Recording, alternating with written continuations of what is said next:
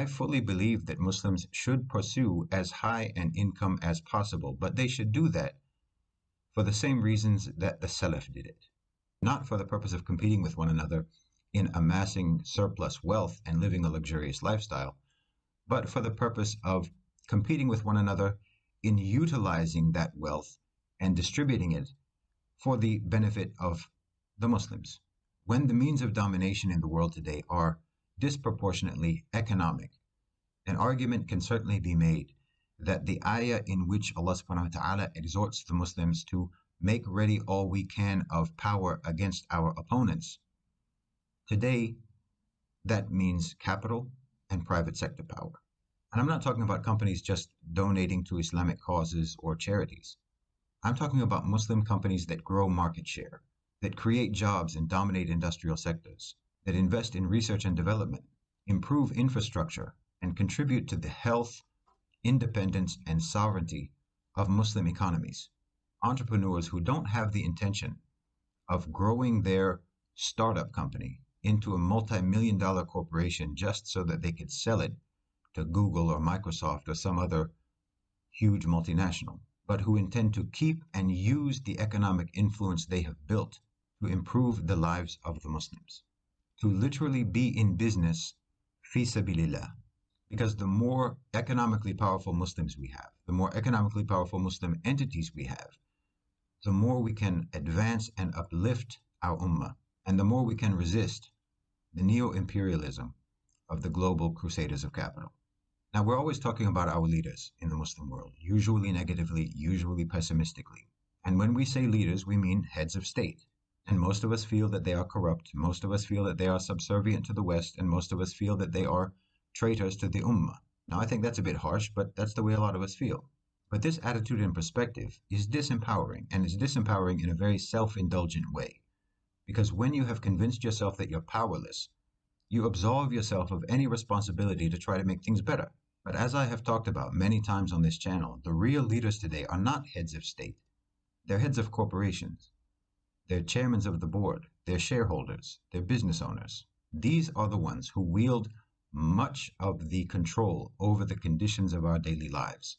Wages, prices, property values, overall cost of living. They are the ones who carry out trade between countries, thereby creating or dissolving alliances. They deliver technology to our societies. They build infrastructure. They provide energy. And they are the vehicles through which most of us earn our incomes. We spend most of our waking hours at jobs under their supervision, following their rules.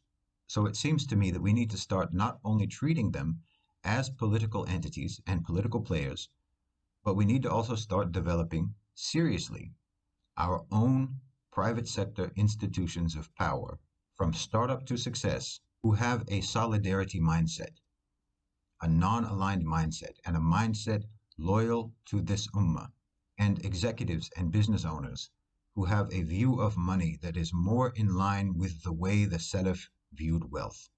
So if our governments are corrupt and disloyal to the Muslims, well, we live in an era of parallel structures of authority. We live in an era of unprecedented private sector power. So I believe that a key focus of any activism for social or political change should be to enter business, build companies, grow capital, form partnerships, cultivate business leaders who care about the ummah, who care about the well-being of the Muslims and the independence of our countries. To that end, we could form international networking groups for Muslim entrepreneurs. We can organize, for example, an Africa-Asia business conference, or Middle East Africa, or Middle East Asia.